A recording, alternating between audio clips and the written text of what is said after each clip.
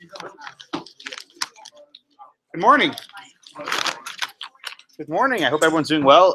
This is new. I don't know when this appeared, but I will use it to my advantage because now I can plug my computer in here so you don't have that obnoxious angle of looking at my nose. I once had a student complain that they don't like the camera angles on my laptop. I said, too bad.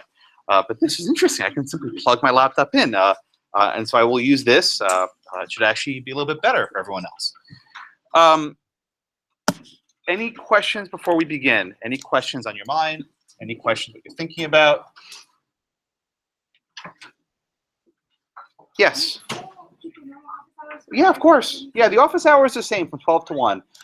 Today, though, I'm doing a, I'm giving a thing with the student, was it the International Law Society and the Immigration Society? They're doing a thing on the immigration executive orders at noon. So if you want to come see me talk about that, you're welcome. Don't feel obliged. So if you want to talk to me today, come right after class and you can talk to me then. But from 12 to 1, I'll be doing this this thing for the Immigration Society. So I will not be in my usual hut. Yes, sir. Oh, that's a good question. I don't remember. 1 second. Let me check the room number. It's somewhere in the building. Yeah, I totally forgot to mention it. 517. And it's from noon, and there's Chick-fil-A, so you can eat. Oh, is that all I have to say? Anyway, yeah, so it's me and Professor McNabb, who teaches international law. We'll be talking about it, so you're welcome to come. So if you have any questions, come earlier, because I won't be there from 12 to 1, but I always will be. So far, 105 of you have signed up to my 2 sections. I think there are about 20-something slots left. I won't add any more until all those are filled up.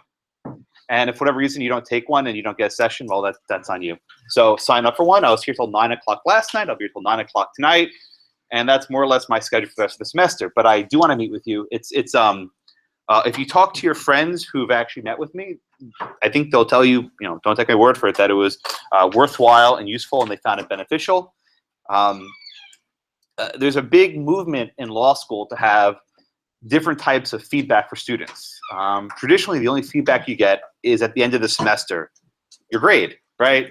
That's what's called summative assessments. At the very end of the term, the very last thing you see is your grade. And then at that point, it's frankly too late to do anything about it.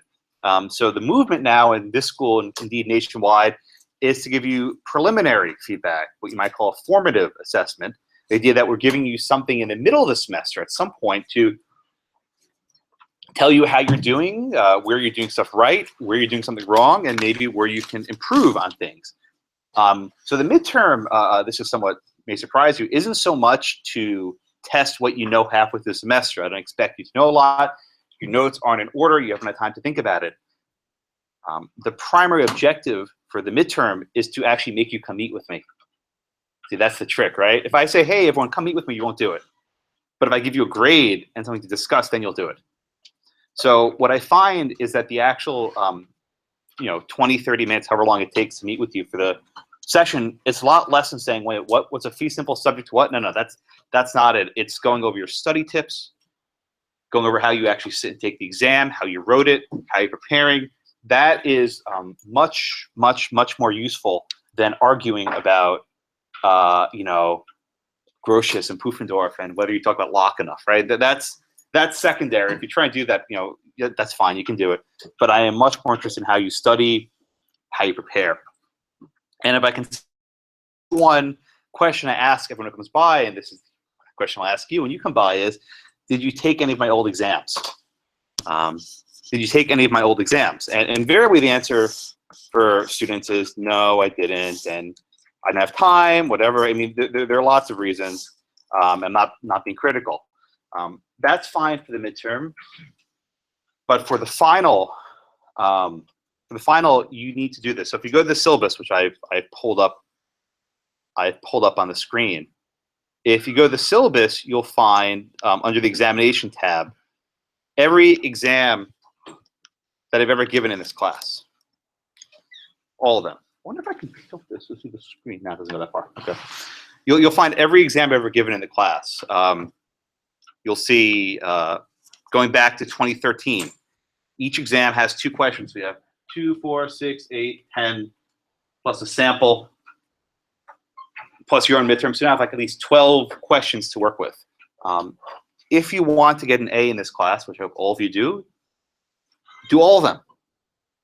This is a far better use of your time than reading Gilbert's, a far better use of your time than reading the black letter outlines, or whatever sources you have. And the reason why is if you do these questions and then you compare yourself to the A+ answer, you will reinforce what you're doing right and wrong. You'll reinforce how to write a better answer. You will reinforce how to structure your 90 minutes. I mean, you only have 90 minutes for a question. You shouldn't be running out of time, right? This is not the exam where you have no idea what to expect. It's the same every time. Fact pattern, 5 questions for 90 minutes. If you have 30 minutes to read the question, which I think is probably more than you need, but let's say 30 minutes, that means you have an hour to do 5 parts. Bring a watch with you. Take 10 minutes for each part. Don't run until the end and say you run out of time. A number of you left number 5 blank. Don't do that. That's the quickest way to a D, by leaving something blank, because you get 0 out of 10. You start off with a 40 out of 50 maximum. Don't do that. If it takes you 30 minutes to read the question, give yourself 10 minutes for each part. And bring a watch, right? Not a fancy Apple Watch. Bring a normal watch, right? I don't want you to look at your text, right? Bring a watch, and then mark off in your exam. Exam starts at 6 p.m. From 6:05 to 6:35, read question. From 6:35 to 6:45, do question number 1. From 6:45 to 6:55, do question number 2. Mark it down your paper. And if you find yourself spending 10 or 11 minutes on the question, stop. What's the next one? It's a much better idea to give at least the same amount of time to each question than to put a lot of effort in question number 1, 2, 3, 4, and then have to garble something after question number 5. And this is, again, it's not a surprise, but question number 5 is your policy question. That's often the most difficult question. It requires the most thought because it's not obvious. Don't leave that one to the bitter end. If you do this, you'll be in a much better stead. It breaks my heart when I see papers that are so strong. 1, 2, 3, 4, and then 5 is like either blank or they threw something on the page and it didn't really make sense. Because I know when people run out of time. One student, not in this section, my other section, wrote, "I ran out of damn time." That was the last thing he wrote. So, perhaps not the best thing to write, but it's there. It's on the paper. The use of the word "damn" in your exam, maybe not the best tack, but I'm not going to take any points for it. So the best thing that you can all do to improve your chances is to practice these 5 or 6 old exams. Do them, and do them under time conditions. Don't just look at them. Don't just read the question and say, "Oh, I know this." No, actually go to the library, give yourself 90 minutes, and do it. And you will all be in such a better stead. Yeah, as a class, you didn't do bad. The timing was a factor, and that's something you can work on. A lot of you maybe aren't used to writing essays and under test conditions. That's fine. I'm giving you lots of time to practice. There's no surprises. The exam has been the same format for the last 5 or 6 years, whatever it's been, and you can know what to expect. But I still look forward to meeting with each and every one of you. I appreciate the opportunity. There's not much time for me to get to know all 75 of you. I simply can't. So this is one of the rare opportunities I can actually get to know you. Say, "How you doing? What's going on?" And then that's something that I find rewarding beyond even helping with your exams. Anything else in your minds? Okay, if you haven't signed for a slot, this is my last reminder. Do it, because once those slots are gone, then you're on your own. Okay, very good. All right, so today we will finish our discussion of marital property. We spent the first 2 sessions talking about common law property. And I kept telling you, don't ask me at the community property yet. Don't ask me at community property yet. We'll get there on the final topic, and that topic is today. To rehash and to recap a little bit, the primary attribute of marital property in a common law state is that it modifies the normal rules of co-ownership, right? Usually, if you have two people living together as joint tenants, you have rights of survivorship. If you have two people living together as tenants in common, you don't have a right of survivorship, right? But when a husband and wife are married, there's the presumption that whatever is called marital property, right? Whatever is called marital property, in the event of a death or divorce, will be divided equitably. Even if it's not titled as a joint tenancy or something like that, in a common law state, you still divide up the property as marital property. The difficulty in a marital property state is, a common law state is, what is marital property? So we did a case from New York about, remember the opera singer? We did a case involving the Colorado a couple with the business license, right? How is a court supposed to decide what it is and is not marital property? And what makes that a difficult question in a common law state is that the presumption is if property is held separately, it's separate property. So if I'll use New York as my standard common law state because that's where I'm from, but also it's a fairly common state for property law. If you're in New York and you're husband and wife love each other, but they have separate bank accounts, and they make a conscious effort to keep their money separate, and they own property as tenants in common, they can do that, right? If they, live their lives with separate financial interests, then their marital property might be zero. It's possible, right? Imagine a couple, husband and wife, they work independently, they keep all their property separately. That's fine. They have no marital property. So what happens when the husband dies and the husband leaves zero in his will to the wife? You may recall there's something called the elective share, or the forced elective share. What that means is that the surviving spouse can say, hey, my lousy husband, I loved him much, he wrote me out of his will.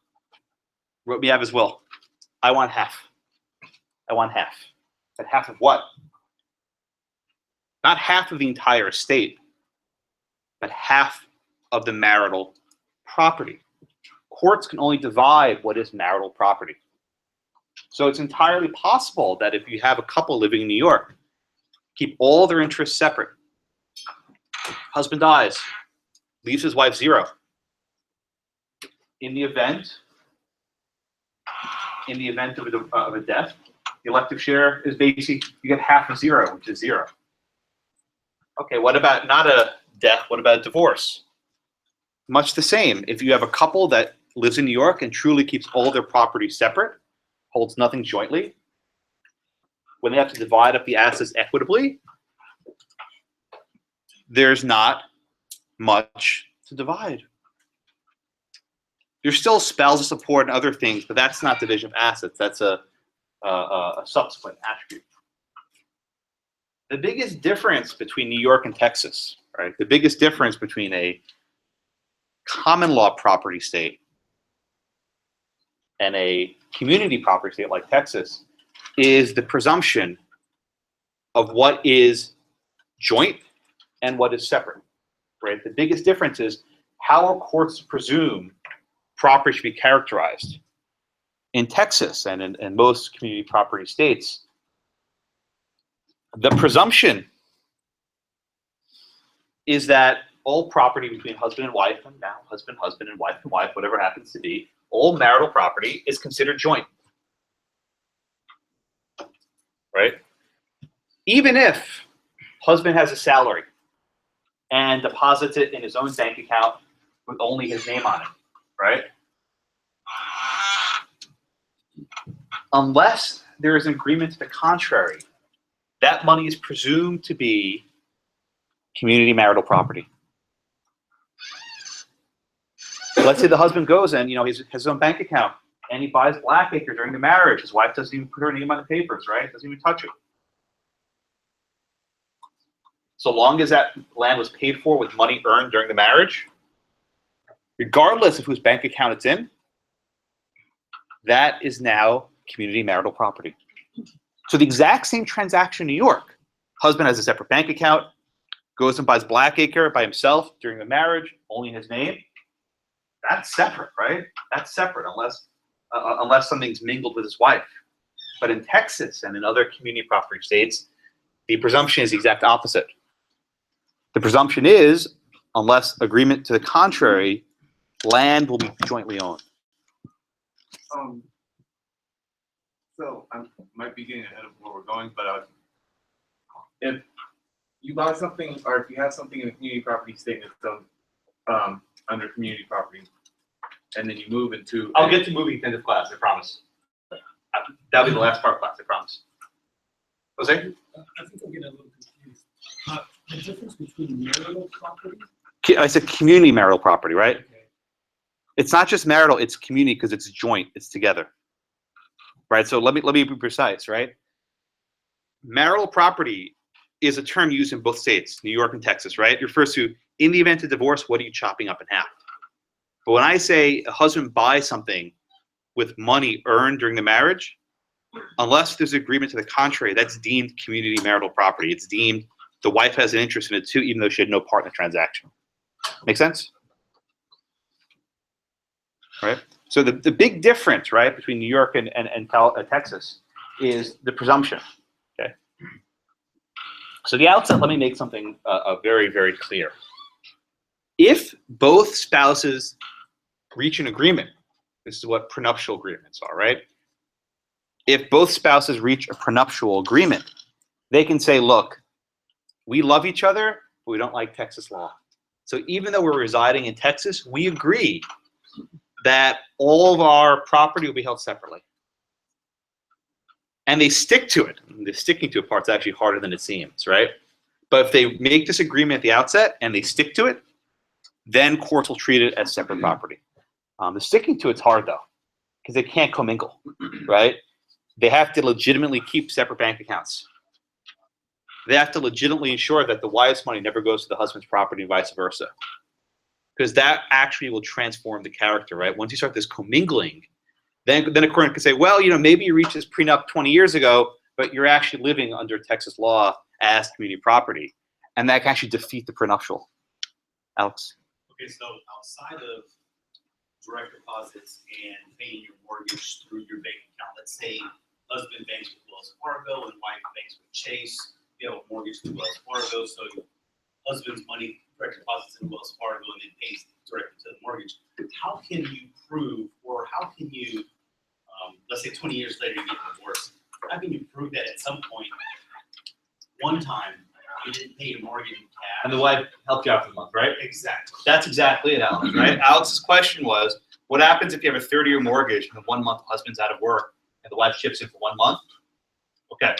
So this is in the reading later, but there are various rules about this. So Texas follows what's called the inception rule, where with respect to a mortgage, if it's a separate agreement at the inception, then it remains a separate property interest. So even if the wife chips in $1,000 to the mortgage 1 month, she can get back the $1,000 she put in, but doesn't transform the arrangement.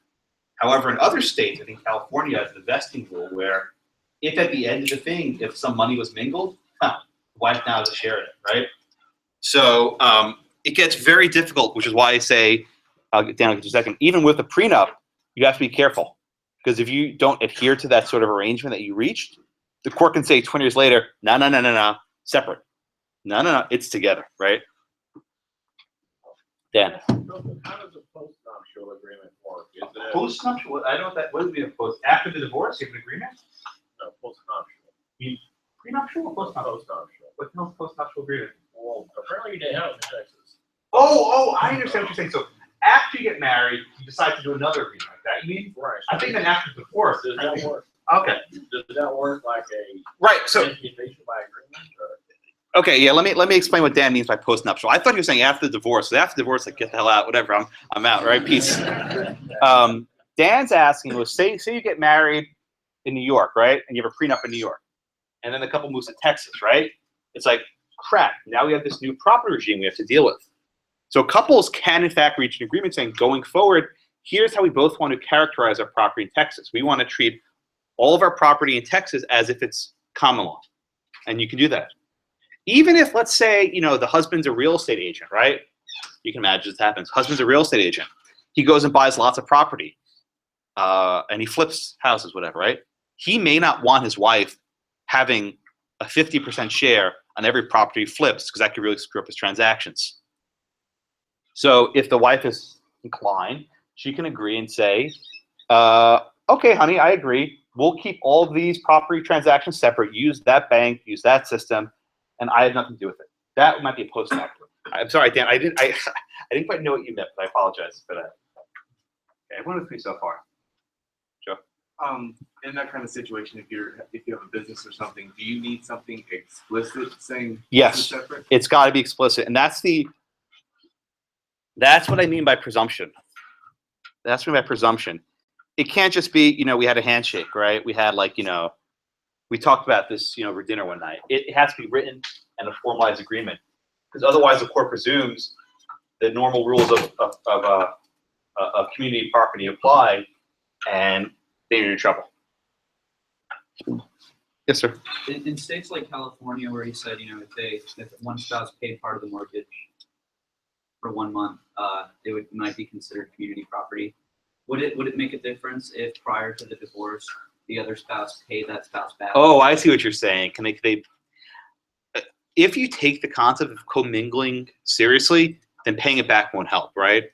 Once the funds are commingled, everyone know what I mean when I say commingled? This is a term you'll need to know as a lawyer. And I'll get your second question, but I'll get your question in a second. When you are attorneys, right, and you want to get paid, remember I said the first rule being attorneys getting paid. There's two ways of doing this. One is by charging a flat fee. You say, okay, for this representation, I'll charge you $10,000 flat fee, pay me up front. Whether it actually costs me $5,000 or $2,000, I will keep the $10,000. Fine. Okay, that's one way of doing it. The other far more common way is what's called a retainer. What's a retainer? You say to your client, my hourly rate is $200 an hour, whatever it is, right? Rather than me sending you a bill every month, because people never pay bills, by the way, they don't do it. What you're going to do is give me $10,000 up front. That means I can work up to 50 hours. And every time I work an hour, I will deduct $200 from your account. And if at the end of the representation, there's still some money left over, I'll give you back the balance. Okay? How does this actually work? Each client gets his own separate trust account, his own separate bank account. You can't commingle your funds, right? You can't say, oh yeah, give me $10,000, I'll put this in my own checking account, and I'll just draw out $500 in one. No, that's not how it works. So that's how you rob clients. You put each client with his own separate trust account, and you only deduct the amount of money you've worked. So say if you work 5 hours in a week, take out $1,000, and you give your client notice that you've withdrawn that amount from the trust account. And if the trust account goes down to a zero, you can stop working until you get more money. Probably not, but you usually have to work for free at that point. Welcome to being a lawyer. This is why you should make your trust account up front as big as possible, right? That way you don't draw down to zero. But the important point is you can't commingle. You can't withdraw from the trust account to pay some personal bills, right? Say if you're behind your mortgage, you can't raid your client's trust account. In fact, this is almost like a security deposit for your rent. You got to pay interest, right? There's actually interest on these trust accounts that you have to pay out. So that way your client's actually getting something. It's like point whatever, 0.1, but it's some sort of interest. The easiest way to get disbarred, and I'm not saying this lightly, the easiest way for you to lose your law license, don't forget me, remember this, is to commingle your funds. The quickest way to lose your license is to take money from your clients and put it in your personal account. The easiest way, why? It's easy to prove, right? Whether you break the attorney-client privilege, it's a tough ethical question, right? Whether maybe you don't give your client an adequate representation, that's a tough legal question. But with bank accounts, you have statements. And if you see withdrawals being made from a trust account that are not commensurate with what you build, piece of cake, right? That's a very easy way for you to lose your law license. So don't do that. So going back to, in a roundabout way, going back to Dan's question, you have to be careful as attorneys and as well as spouses, apparently, of how you manage joint accounts, right? If you are inclined to keep your property separate, don't say, hey, honey, can you help me out with the rent this month, right? Can you help me out with the mortgage this month? Because doing that, if you're in California in particular, means your entire arrangement just fell apart. And, while you're married, it's not a big deal. But say if the marriage breaks apart, it goes to divorce, like, remember in March of 2007, I helped you with the mortgage that month? Okay, now that's my property too. Yeah. Would that backfire? Like, so if the wife helped pay the husband, does that mean now the husband has access to her funds now? Because now it's community, so anything she earns during that. Well, but did the husband have access to the wife's bank account? That's a hypothetical. All that became transformed was the Blackacre, right? So, yeah, I mean, you can be crafty and say, oh, honey, let me help you out with the rent this month, right? So the thing about being married in a community property state is you have to be a little bit smarter if you try and keep things separate. If you're okay keeping a community, whatever, piece of cake, right? It only matters in the event of a divorce and you tried doing it differently and it didn't pan out. Yeah. What if the wife gives that money to the husband, doesn't pay directly towards the mortgage company, gives it to the husband? And he writes the check. Yes. Right, but I think even then there's commingling because it's going into his account, right? It went from her private account to his account for the purpose of this. And maybe that's an evidentiary issue and the husband can argue it, but the fact of the matter is you take money from one hand, put the next hand, it's the same fund. Joseph? For these formal agreements to keep the property separate or to have everything separate, do courts review these under contract law? Like there needs to be. Yeah, I mean, it's marital property law, so it's not, the UCC is not governing these, although as they sound like it. This is a specific branch of family law, which you guys will take in, I think, next year. Yes, sir. Those trust accounts, that's the IOLTA, correct? Exactly, yeah. It was interest on law trust account. I can't remember what the IOLTA stands for, but it's IOTLA. IOLTA. These are the trust accounts that lawyers are required to keep for each client. And it's not cheap. You have to set up a new trust account for each client. And you do this for the specific reasons you want to get paid, but you have to make sure you're not ripping off your clients. And this is one way of keeping people honest. Yeah, don't screw around with your trust accounts. That's the quickest way to be disbarred. You don't want to do that. You do not want to do that. You're working so hard here. Follow the rules. Don't take a shortcut. It's not worth it. They'll catch you.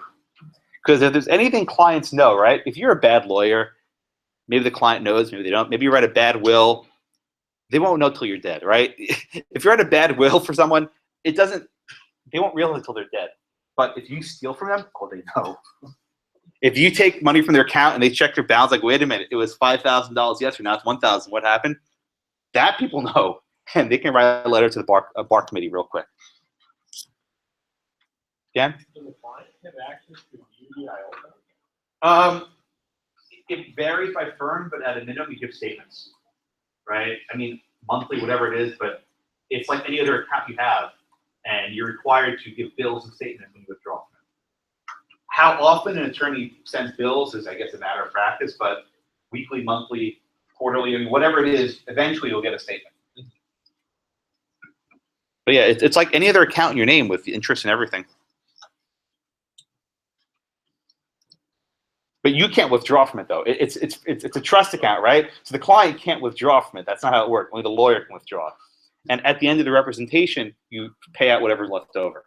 But you can't go to an ATM and take from your trust account. That's not how it works. Okay. One other item. I mentioned this briefly, but community property states are not identical, and there are various differences between how they operate. And one of the differences where Texas, I suppose, is in the minority, refers to income from separate property. So property held before the marriage always remains separate, right? So if I own Blackacre and I get married tomorrow, Blackacre remains separate, even in Texas. I inherit property during the marriage, right? I inherit it from my father. That is separate property, right? So stuff you have before the marriage, stuff you inherited, that's separate. There's no problem with that. But there's actually a division among the various community property states about income from that property. Because let's say I rent out Blackacre. I rent out Blackacre, which I had again before my marriage. In Texas, I think in Louisiana and Idaho as well, so three of the states, Texas, Louisiana, Idaho, the income from the separate property is still community, right? The income from the separate property is community. So if I rent out Blackacre, whatever the rent is, that's now shared money. I share that with my spouse. In the other states, California, etc., the income from the separate property is still considered separate. Where this really matters is not just in terms of rent, but also with stock, because various dividends created from stock that you may have had before marriage now become community property. So if you have significant stock holding before you're married and you don't reach any sort of agreement about that in a prenuptial, the presumption is any dividends paid out in the stock are community property.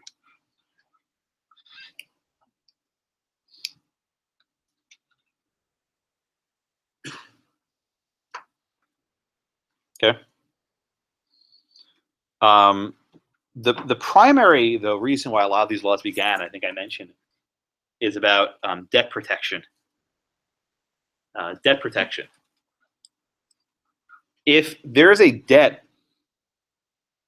against the husband, one of the spouses, right? A debtor, I'm gonna pause. It's very difficult for the debtor to reach the community property. It's possible. A creditor must start by exhausting all of the separate property, right? They must start by exhausting all of the separate property. Whether they can reach the community property depends on, remember that case from Hawaii we did where there's all these different rules? It varies by state. But creditors often have trouble because they only reach a separate property.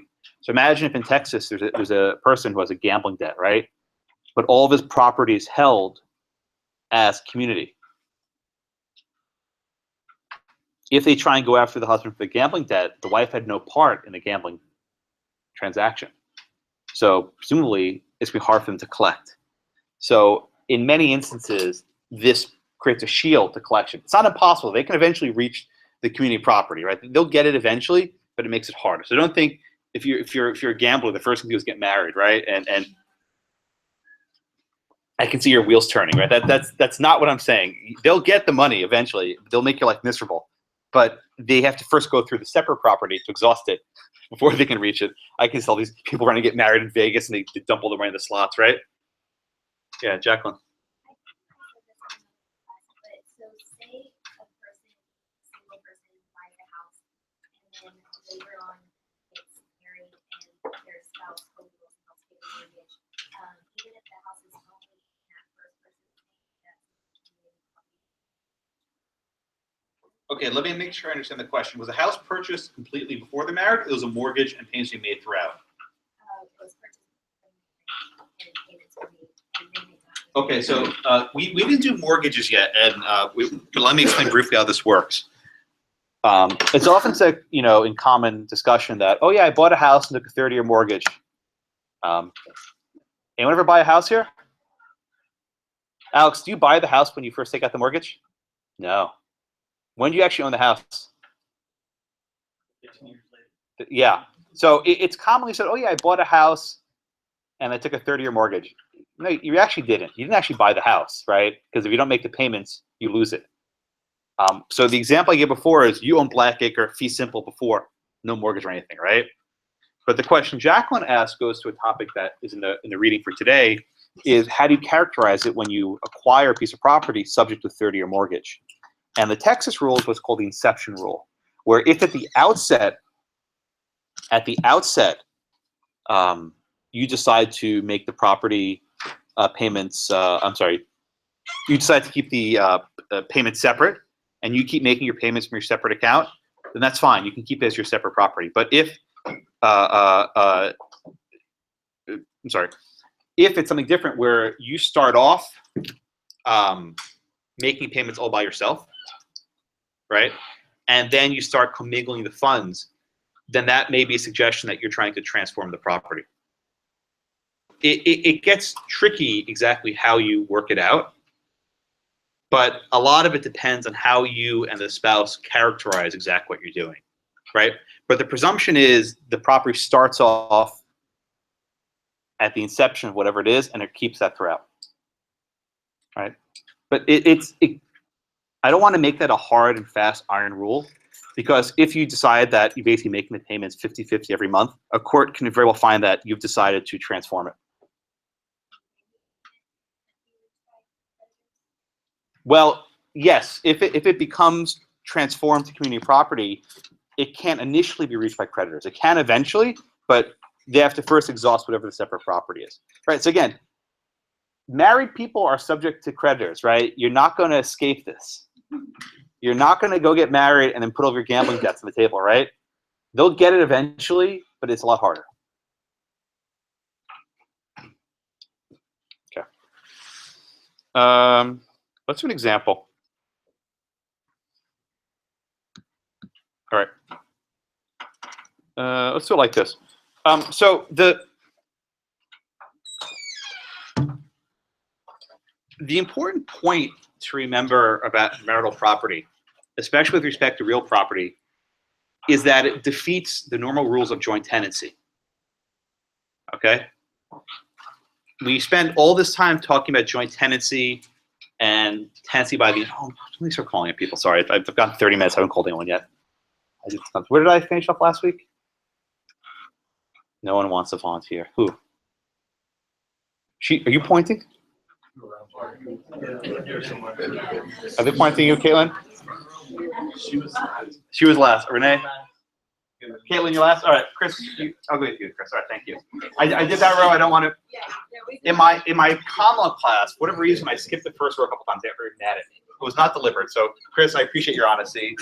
Chris, what was the defining features of the joint tenancy and the tenancy by the entirety? What was like the defining point? Was the 4 unities? Yeah, yeah. And if you have the 4 unities, what do you get? What's like your payout if you're getting those unities? Right? The survivorship. Yes, and what's survivorship, right? To be able to pass it on. The survivor gets to pass it on. Yeah, exactly. So, and specifically with a tenancy by the entirety, right? Husband and wife, you have the 5 unities there. The spouse gets survivorship rights. So if you're in a common law state and you have this tenancy by the entirety and the wife dies, the husband gets it, fee simple, no questions asked, right? It does not work like that in a community property state.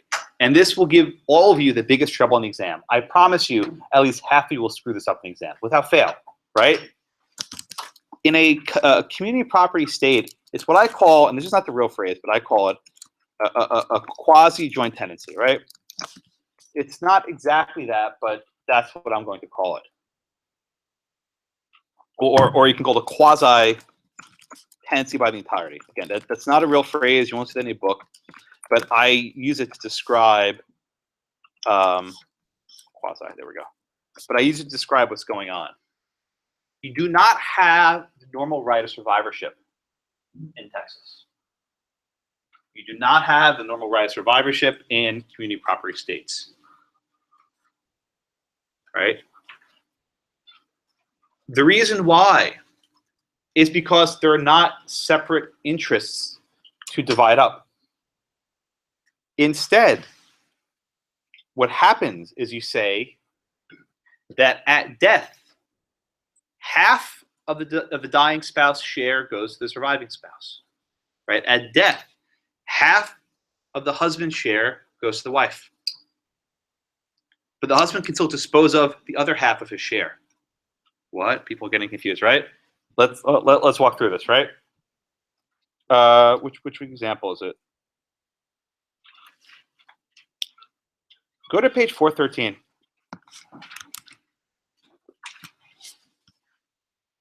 Hugo, you want to read for me the problem on page 413?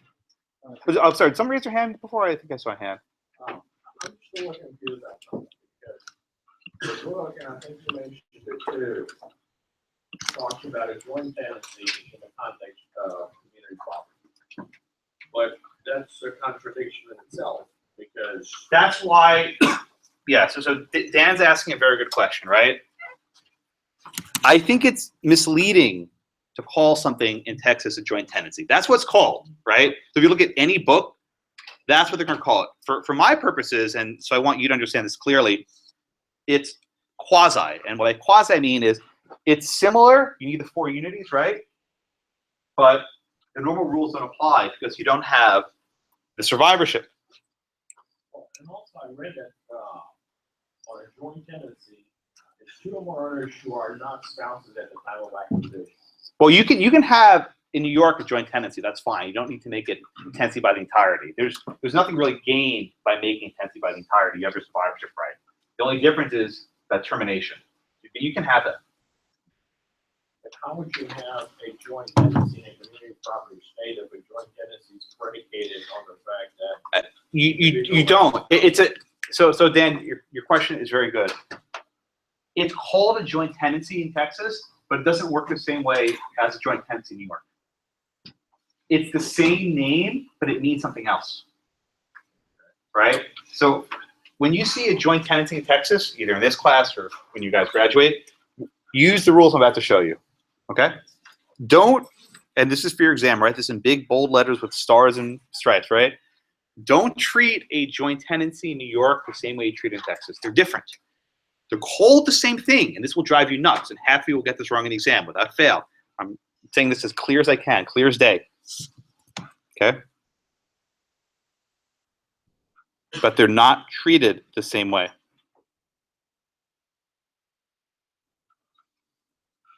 Okay? Yeah. Is that all joint tenancies or just related to marriage? With marriage. What? Marriage. We're talking about marriage today, right? If you're just roommates, you can have a joint tenancy just fine. But with marriage, it's different, okay? So how are they different, right? Hugo, I'll get you in a second because Dan took me in a tangent. I'll get back to you, I promise. You're not done. How are they different? Okay? Okay, Hugo, I'll call you for this one. Fine, someone else will get the question. So in Texas, in New York, Hugo, if you have a joint tenancy, can one of the parties choose to convey the property by himself? Roommates, right? 2 guys living together, the roommates, whatever, they're not married. Can they choose with a joint tenancy? Can one of them sever it? Yes. Of course. And what happens if they sever it? Well, he gets rid of his share. And what does that do to the joint tenancy? Breaks it. And what happens to it? Tenants in common. Exactly, right? So if you have a husband and wife, or any couples, right, living in New York, and they sever it by one of them selling it, then it drops down to tenancy in common, right? Let me say it again. In New York, if you have a husband and wife living together in property and they style it joint tenancy, and one of them sells it, that's fine. You now jump down to tenancy in common. Okay? Meredith. Okay, well, I'm sorry. Oh, you're right in the line. What's your name tag? Is that okay? Okay, your name tag. So, in Texas, it's okay. You can get after the question. It's fine. Who you are now, right? In Texas, right? Tenancy. Can one spouse choose to sever it? Why not?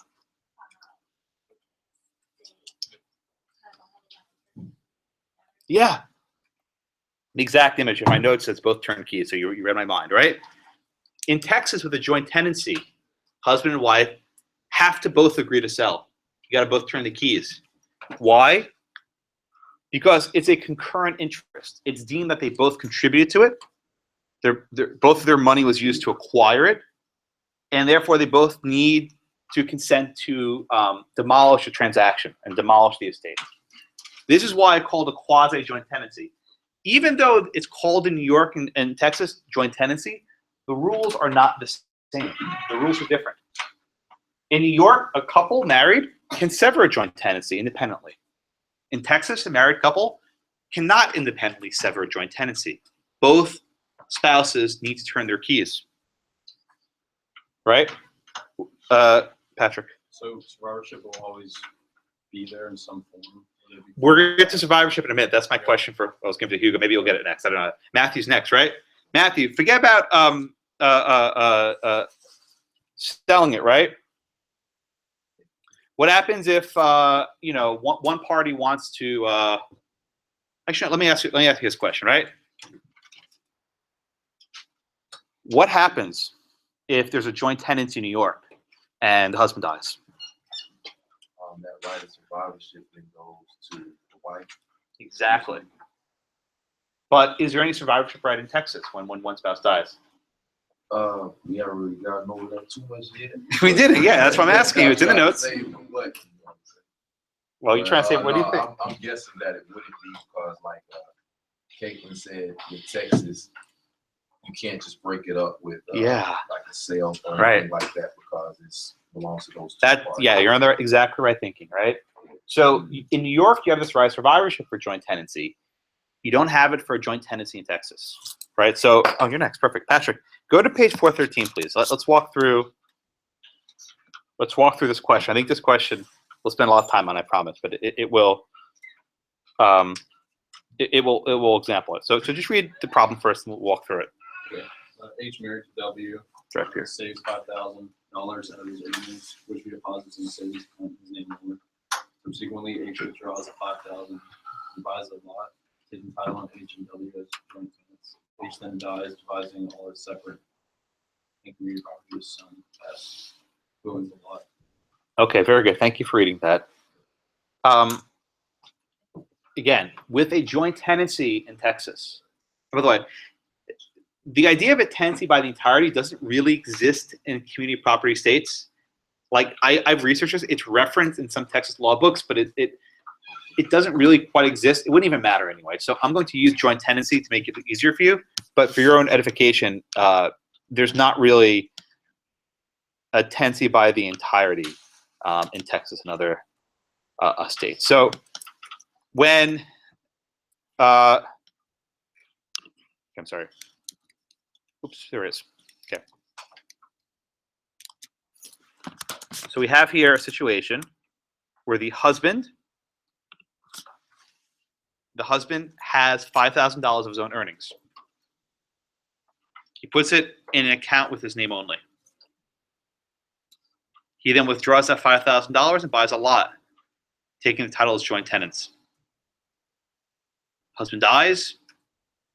Surprise, he leaves the wife out of the will. In all these questions, the husband's always just owning the wife. I suppose it's unfair. Maybe it goes the other way. I'm sure it does, but these are always how the questions are phrased, okay? So, Patrick, let's start with this question, right?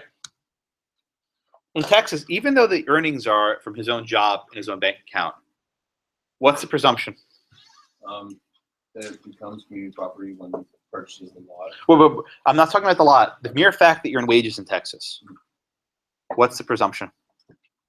If it's earned before the marriage. No. He's married. He has a job. He's earning the $5,000 after he's married to You're married. You get a paycheck. Yes. Is that separate property or marital property, community property? Community. Yes, right? If all of you, or when all of you decide to get married in Texas, this is Joanna's question, right? She's laughing, right? It's true. Your wages are community, unless you reach some agreement to the contrary, right? They are. Even if you put it in your own bank account, Joanna's laughing, right? Even if you put it in your own bank account, it doesn't matter. It's community property, right? So Patrick, so you take that $5,000. You raise your hand. Well, we're talking about assets that you might have. What about like student loan debt? Speaking from experience. So you're talking about liabilities you acquire during marriage. Is the spouse co-signing the loan? No. I think that's separate debt. That's like your gambling debt, right? I mean, that's your separate debt. I mean, they can go if you default on your student loans, then they can eventually go after your community property to pay out the debts. But at the first instance, your student debt is your own. Sorry, Jacqueline. I don't think that transforms the debt. I think the debt because all of you sign loans, or at least most of you have, and you have a cosigner, right? Parent, whoever else, right? That's who they have to go through first. And only after they exhaust your individual assets, your parents' assets, whoever's the co-signers, then as a last resort, they go to the community property, right? You guys are laughing, I don't know why. But the community property is like the last resort. That's where this is what people are interested in, yeah? Dan, I think your hand was So up. that was my question.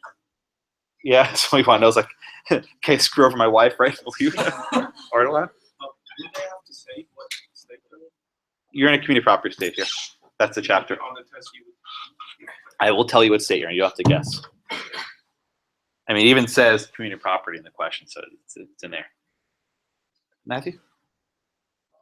My question was, it seems like when you're saying in a state like New York, where it isn't a community property state, like say if the husband dies, that right of survivorship goes to W, I guess, whatever their property was. What I don't understand is why in Texas, if it goes against that rule and it's community property and everything is shared, why wouldn't it be the same logic of if it's shared, then it goes? Well, instead of half. I mean, you gave away the answer. You gave Patrick's answer away. The answer's half. But there are pros and cons, right? Community property, right? There are pros and cons. In this instance, Matthew puts out a good point. The joint tenancy is a worse deal for the surviving spouse here, right? But there are other benefits in that there's a lot more income during the marriage. They'll become a marital property. So you lose out on the joint tenancy, but you might win on the dividends from the stock, right? So if your only asset's a piece of property, in Texas, married couples make out worse. Joanna's like making a checklist, right? If your question was a fair one. If you're only talking about a home that's your only asset, then in Texas, you're worse off. But if you have other sorts of investments and large income amounts, then you make out better. So, it exists in what, 8 or 9 states, so it's minority rule for sure. But in most states, it's more or less approximates the same result in the end.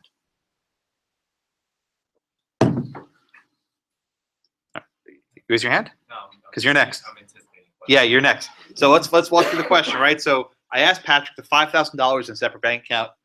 Patrick said it doesn't matter. It's separate. It's community property, regardless of whose name it is. Oh, by the way, unless I say there's a prenup, don't assume there's a prenup, right? Assume that the default rules apply. If I say there's a prenup, you can go with that, but I don't think I've ever put one of those to my exam. So presume that these are, young teens get married, don't know what they're doing, fall in love, and then deal with property law. Right, so the husband then takes the $5,000 out of his bank, and he buys a lot, taking title jointly as husband and wife. Now, Luke, let me transform the question. What happens if he tries to buy the lot as, fee simple by himself, not as a joint tenancy? Doesn't matter. Property acquired. Yeah, exactly. So the first thing to know is it doesn't actually matter how he titles it. It's almost like a trick question. It's irrelevant. The fact that he used community property in Texas means it becomes community property. It's community property no matter what. But in this case, indeed, he titled it as husband and wife, right? Jointly. This is what I call, again, a quasi-joint tenancy. The special Texas sauce, right? The special Texas rules apply here. And the key feature, Luke, what's different between a joint tenancy in New York versus a joint tenancy in California, Texas? The joint tenancy in New York, the husband will be able to convey his property to his. Well, here what happens is he dies, right? And he leaves in his will the entire thing for his son. Yeah. In New York, could he do that? Yes. Really? How? In New York, what happens when one spouse dies in a joint tenancy? Actually, since he conveyed it, since he dies in separate property, doesn't that dissolve the? There's not a conveyance here. What happens in a joint tenancy when one spouse dies in New York? Yes, who gets it? The wife. The wife gets it in fee simple. Right? So in this situation, regardless of what his will says, right? Regardless of what his will says, under New York law, the full thing goes to the wife under the right of survivorship. Well, Luke, what happens here? Can the husband have a survivorship right to the wife? There are no rights to survive. That's right. There are no rights of survivorship. Okay? I'll get you Henry in a second, but Patrick first. I'm struggling under the difference, understanding the difference between common law state and then the community property state with the prenup existence. If there's a prenup, it doesn't matter. They can do anything you want, right? If you get married tomorrow in Texas and you say to your wife, I want to be governed by community property law, you could do that. So And you could say, I want to be governed by community property law, and we're going to title Blackacre, so when I die, you have a survivorship right. That's it. And if both spouses agree to it, that's what happens. so prenup can adopt either community property law.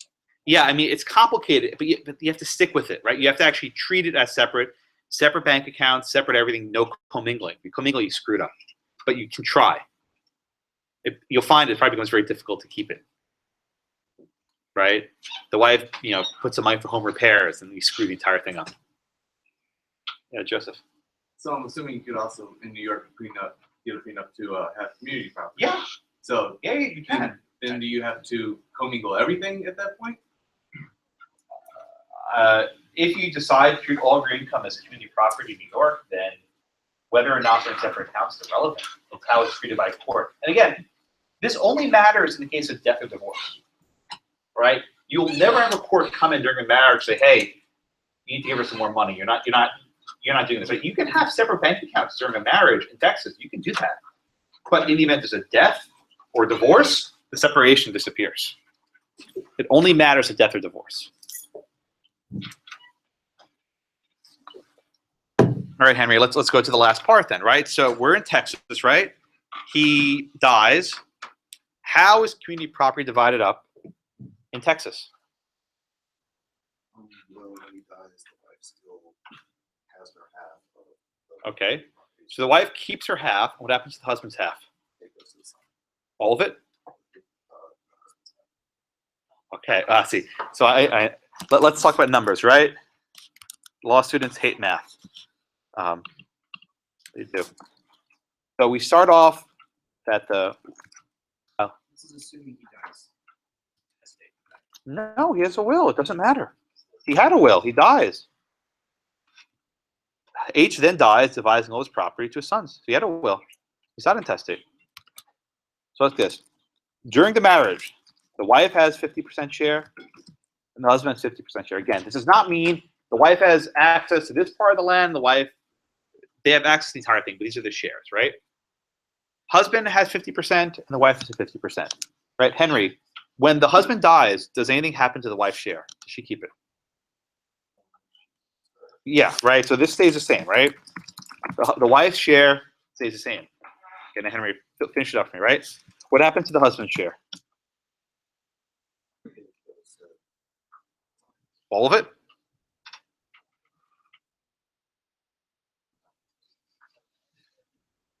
Nick, does the entire share go to the husband? What happens to the husband's 50% share? Half into 25? Yeah. So the key attribute of community property estate is that the dying spouse can only dispose of half of his share. The dying spouse can only dispose of half of his share. So what happens? It splits in half. The wife gets 25%, and the son gets 25%. Right? The husband can't dispose of his entire interest. The husband only has 50% of his interest to dispose of. He can only give these half of his half. He can give his husband a quarter. And the other quarter goes back to the wife. So instead of having a survivorship share, this is Matthew's question a few minutes ago, right? Instead of in New York, the wife gets all of the husband's share. In Texas, the wife gets half of the husband's share. So in the end, right, the wife has 75% and son is 25%. I'll get to you guys in a second. Almost done. I think I might clear it up, right? When you live in a community property state, you're only allowed to dispose of half of your share. The husband's share to begin with was 50%. So he can get rid of half of his half to his son, but the other half remains available for the wife.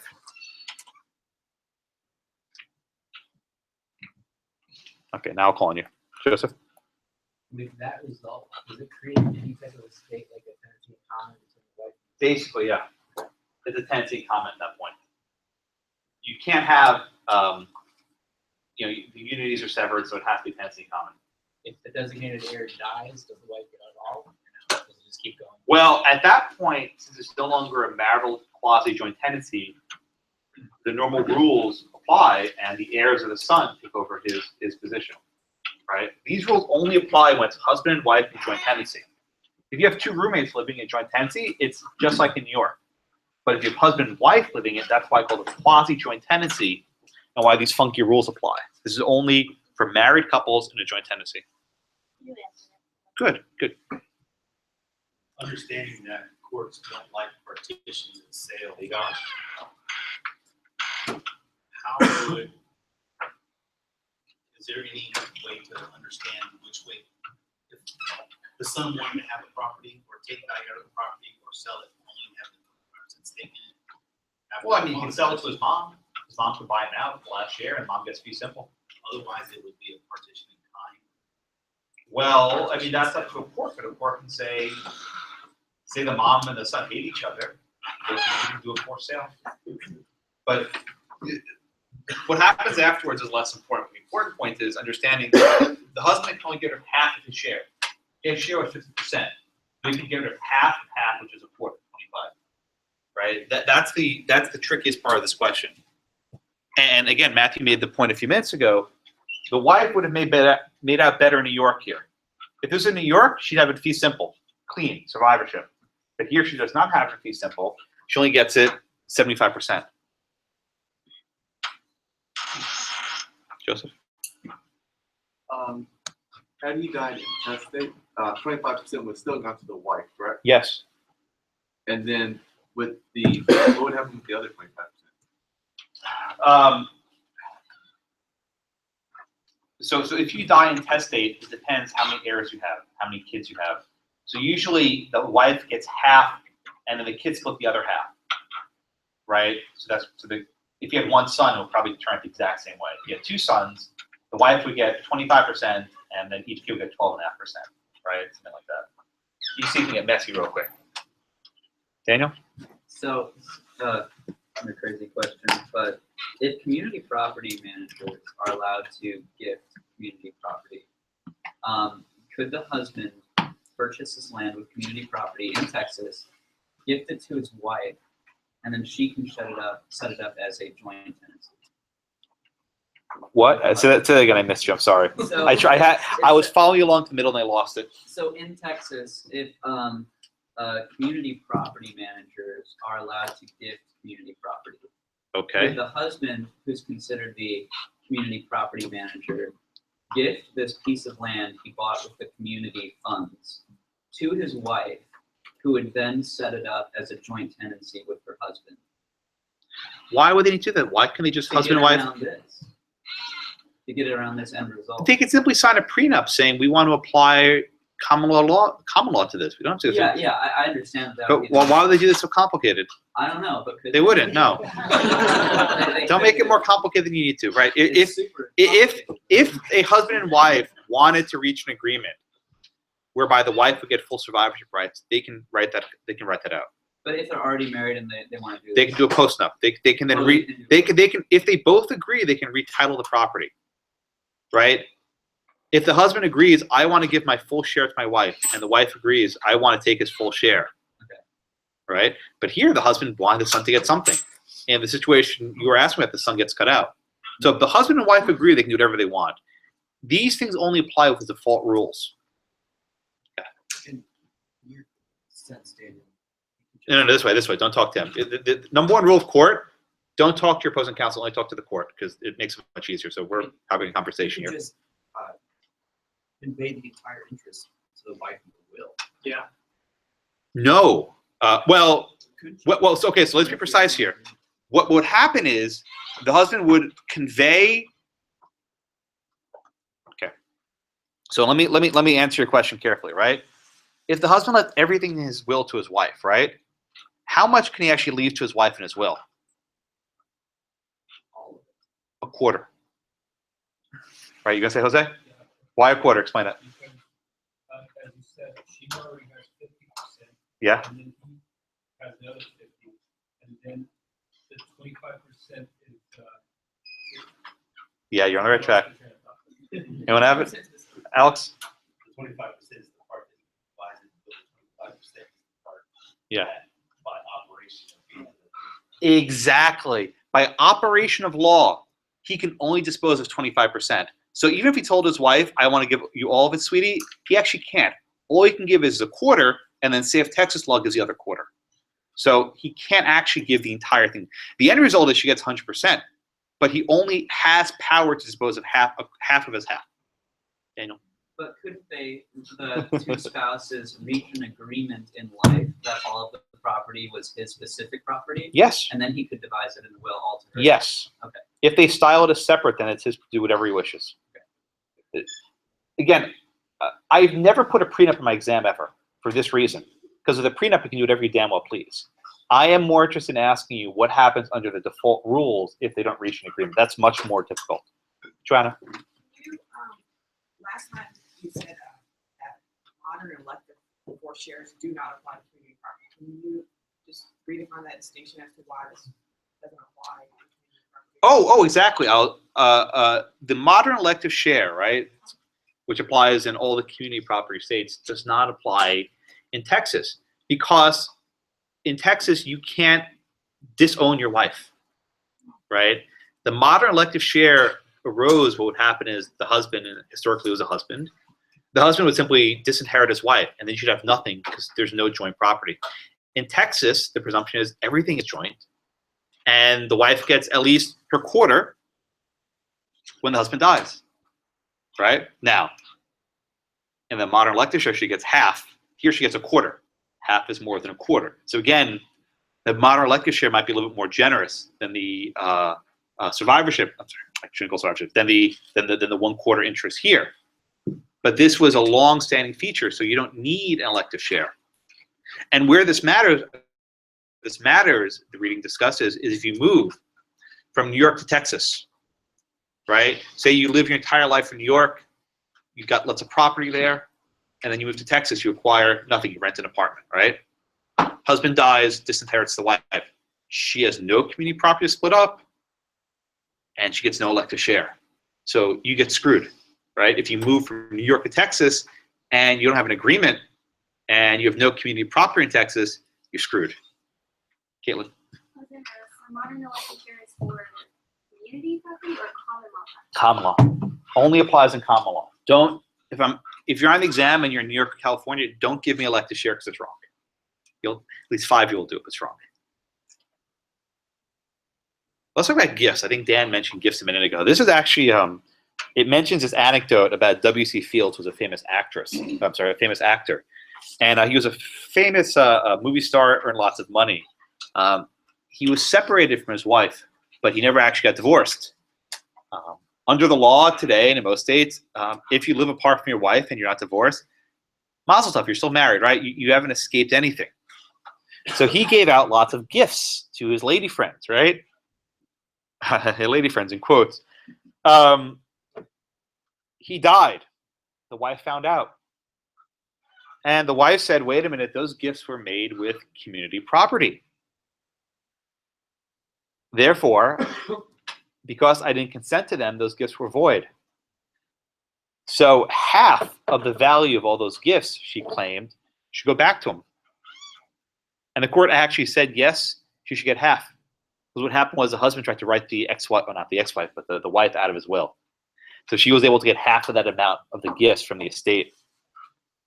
And there's a fairly recent story that you may have read about in the news.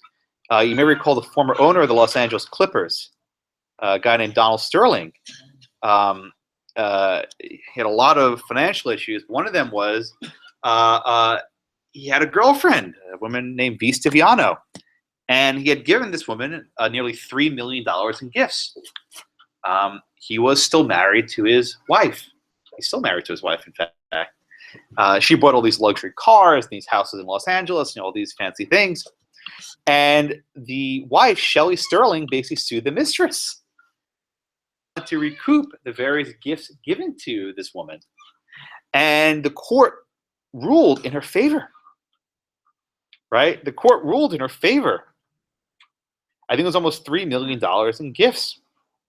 So if ever any of you decide to be a mistress or a master, I suppose, don't do it in a community property state because you may have a bill to pay. In other words, if you're trying to take gifts on the side, make sure it's separate property or the person's actually divorced. But I'm laughing about it. This actually happened, and this woman, Siviano, was on the hook for a couple $1 million, which I am certain she did not still have. Nick? So these were gifts that were given when he was alive? He's still alive. Yeah, that's right. Still alive. Still alive. Is there any kind of statute of limitations Nope. on this stuff? Nope. Nope.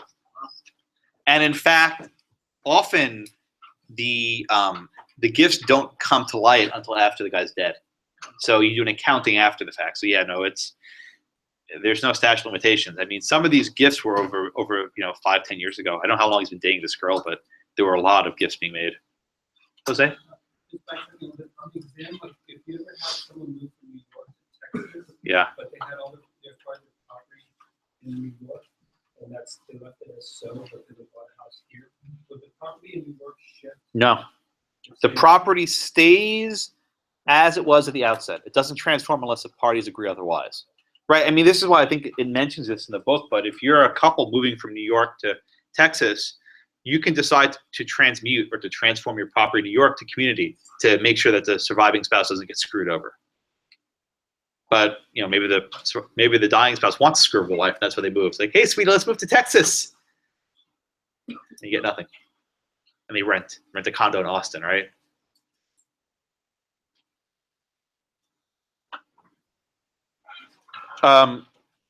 The next topic is about mixing, right? And it discusses these various rules. I mentioned this before, but the Texas rule applies what's called the inception of right rule, which says you characterize a property at the assets. So if the mortgage begins before the marriage and the payments are made, then it will remain separate property. However, under this California rule, this other rule called time of the vesting rule, the title isn't passed till the payments are made. So even if you start the mortgage before the marriage, if you finish the mortgage after the marriage, it's community property. Even if all the payments were made with segregated funds, right? Even if all the payments were made with segregated funds. And California has what's called a pro rata, where depending how much money you put in from community, that's what you get out. Don't worry about the California one. California community property is really hard. Fortunately, you don't have to learn that one, but there's an entire class that people have to take for the California bar. It's tough. All right, go to page 416. Lucretia, can you read? I'm sorry, Arlan. She got scared. Yeah, you're next, Arlan. Can you read the question 416, please? Yeah, number 1. During marriage, H takes out a $50,000 life insurance policy on his wife, paying premiums out of his earnings. The named beneficiary is H's son. At H's death, who is entitled to the $50,000? Okay, stop right there. So during marriage, this is important. He takes out a $50,000 life insurance policy in his own life, paying premiums from his own earnings. Arlen, does it matter if it's from his own earnings or his joint earnings? Does that matter in Texas at all? No. Makes no difference. So is this policy a separate policy or community property? Okay, so this is a weird idea, right? That a life insurance policy is community. As you know, a life insurance policy has no value during life. It only matters when you die, right? You can't cash. I mean, you can cash out, but life insurance policy is designed to exist during life. All right. So, Ardalan, as a life insurance policy, by law, how is it divided up? How is the future interest divided up?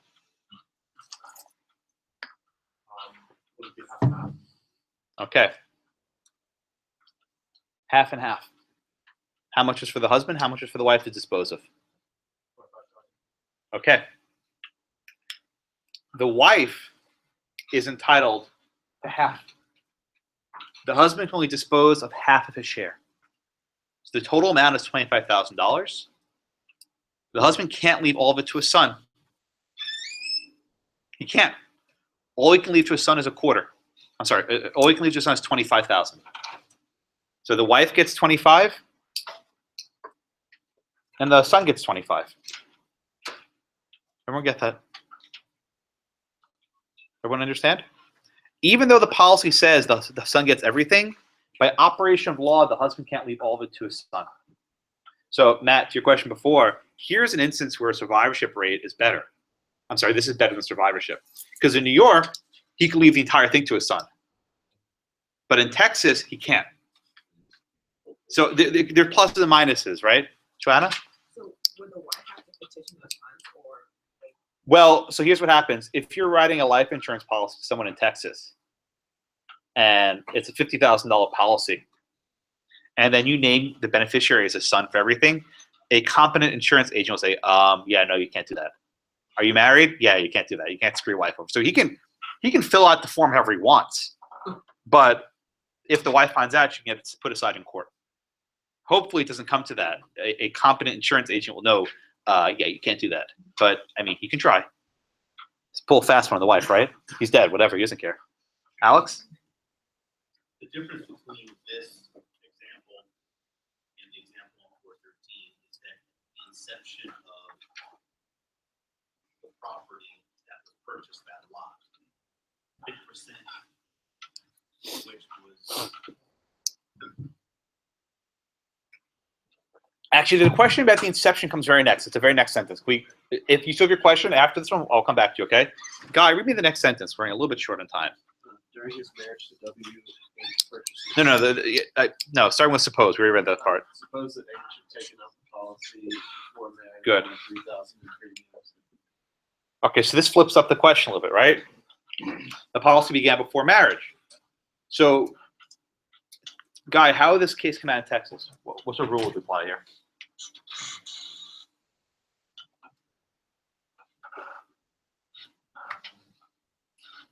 Well, they paid 7,000 after. What's the rule that we apply in Texas? I mentioned it 2 minutes ago. Joseph? Inception by right. Okay, explain how the inception rule works. If they bought it before marriage, Mhm. then that's separate property. But here it was paid for, a good amount of it was paid for by community funds, so that converts it to community property. Okay, so here it gets a little quirky, right? This is why I was dodging the inception of right question. I wanted to get to this first. It's indeed the case, right, that with the inception of right, the policy is separate. The policy began beforehand. So the wife does not have a 50% share. But we have to account for the fact that $7,000 of the premiums were paid with community funds. Okay? $7,000 were paid with community funds. Here's the tricky part. It does not convert the entire estate, it does not convert the entire policy to community. What happens is that $7,000 of it put into it is considered community. Just if you have to guess, what do you think the wife gets here? If $7,000 of community were put in, what do you think she gets?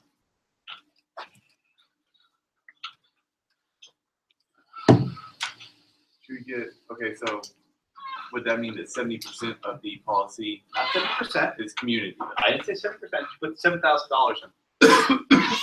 She put $7,000 into community funds. What does the wife get from that? Her half would be 3,500. Exactly right. So, and I was trying to be a little circumspect about this before, but under the inception rule, the entire thing does not convert to community property. Part of it becomes community property is the $7,000 put in, and the wife gets half of that, right? In other words, you always get back half of whatever community property you put into something.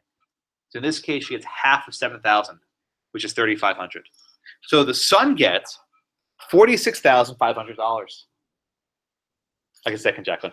The son gets $46,500,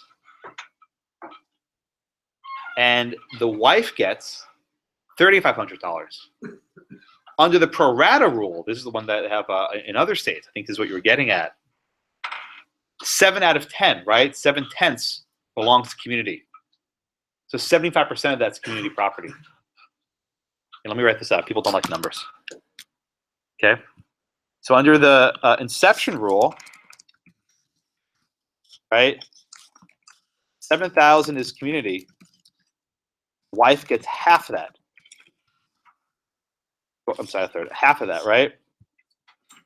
But then the son gets 46,500. The wife gets 3,500. Under the pro rata rule, right? 7/10 of the policy is community.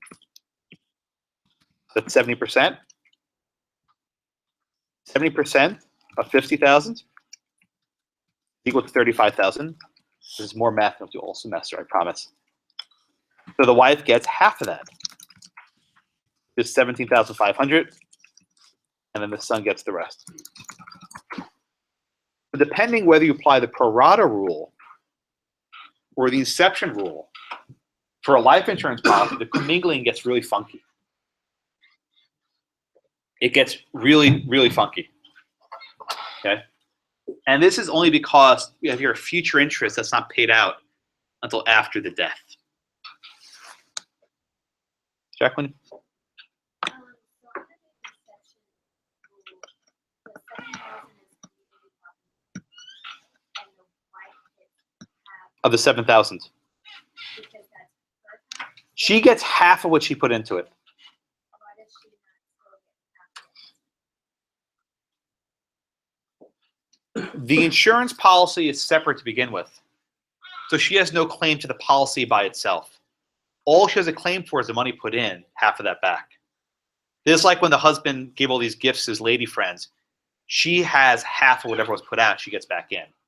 But because the inception rule, that's the important part, it's still, the policy itself is separate policy. I'm sorry. The policy itself is not community. The policy itself is separate. All she can lay claim to is the community property put into it. And then the 7,000 is community property, and under like normal rule, she would get her half, which is 3,500, and then half of the husband's half. No,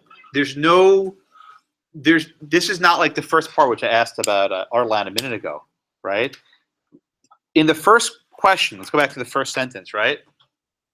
He took it out during marriage. Because it was taken out during marriage, the entire policy itself is community property. But here, it was taken out before marriage. And under the inception rule, it's not community property, so she won't get half of the payout. So she only gets out what she put in, and the bulk of it goes to the son. Does it make sense? So the 7,000 that she put in is not. No, it is. The difference is, and this is what makes this question very difficult. With a life insurance policy, you pay out less than you get out. I'm sorry, you pay in less than you get out. You only pay in $10,000 for a $50,000 policy. Okay? Not everyone collects life insurance. You'll learn this later in life. Most life insurance is term, right? Once you hit a certain age, your life insurance policy disappears. The insurance company gives you a life insurance policy betting that you don't die. They're giving you a policy betting that you live to be 75. And then maybe when you hit 50, your policy goes away. So even though you pay $10,000 into this, you may never get anything back. All she can claim from this is the $7,000 of community because it started off inception as separate property. Dan? Good question. Yeah. So applying the Texas rule as regards inception of 5. So let's say the husband, so let's talk about term life insurance. So the husband purchases a policy prior to marriage. Right. Clearly separate property. Goes into the marriage, but somehow some of the payments are made with community funds. Right. Under the inception rule, the policy remains as it started. Doesn't transform. So he gets to name whoever, whatever beneficiary he chooses. Minus the contributions made from community property. What, doesn't the community have to chase reimbursement for that? Yes. Okay. Right? This is why you have to understand the pro rata rule, the inception rule, it shakes out very differently. Under Texas, if it starts off as separate property, it stays separate property, but you still get back what you put in from community funds, right? If you think about it differently, if the husband put $7,000 of community funds in and the wife got nothing back, she'd be getting screwed over, right? You always get back half of whatever community funds you put in. That's always the case. Let's look briefly on page 418. I want to make sure I get to this question. I'm sorry, 417. The question about the couple from Ohio. I'll read it because we're a little short on time. Husband and wife marry and live in Ohio. From H's earnings during the marriage, H accumulates personal property worth $50,000. Okay? All separate under Ohio law, that's fine. Under Ohio law, the wife has, at husband's death, an elective share of 1/2. So even if the husband tries to disinherit the wife and everything's separate, the wife can still get 1/2 of the personal property. It's $250,000. But, as most people do, they move to Texas, right? After retirement, they move to Texas, a community property state. The husband disinherits the wife, leaves everything to his daughter, right? Again, there's no elective share in Texas. The wife is screwed. She gets nothing. Because they didn't acquire any property in Texas, community, there's nothing to divide up. And the wife gets really nothing. The way to get around this is to retitle their property. And the book discusses a number of things that people can do. They can use various contracts and various agreements to restyle their property. Okay, but the issue of the migrating couple, someone asked about this earlier, is very significant. When you go the other way, when you start in Texas and you have all this community property, and then you move to New York, you get the best of both worlds because your Texas property is still community, or you can try and get the elective share. You can say, I'm going to opt out and take my elective share. So it works better when you go north. When you go south, often the surviving spouse is left in the cold. Does that make sense? All right, let me try to. Alex is laughing. I'll talk after class, right? Let me try to summarize about this entire topic. Because I realize it's not conceptually something that makes a lot of sense. But the important point to remember is that joint tenancies for married couples operate differently in New York and Texas. They operate differently. They're called the same thing, but the rules are quite distinct. In New York, husband and wife has joint tenancy. They can both sell independently, and that converts it back to a tenancy in common. In New York, when one spouse dies, there's survivorship rights. Be simple, no questions asked. In Texas, the joint tenancy is differently. I call it a quasi-joint tenancy. And under this quasi-joint tenancy, you do not have the power to sell from one spouse. They both have to turn their keys. And more importantly, there's no survivorship right. The wife automatically, by operation of law, gets half of the husband's share. And that invariably means 25% of the total. So whereas in New York, when one spouse dies, the other wife owns 100%. But in Texas, when the husband dies, the wife owns 75%, at least, maybe 100%, but at a minimum 75%. And they can't bypass that. And where this really matters when you have the migrating couples. If a couple makes all their property in New York, all separate, community property, common law property, and they move to Texas and they don't restyle anything, don't reach any agreement, the wife at the husband's death gets 0, and there's no forced elective share. Okay? Anything? I will see you all on Thursday. We're done with marital property. A new topic starts soon.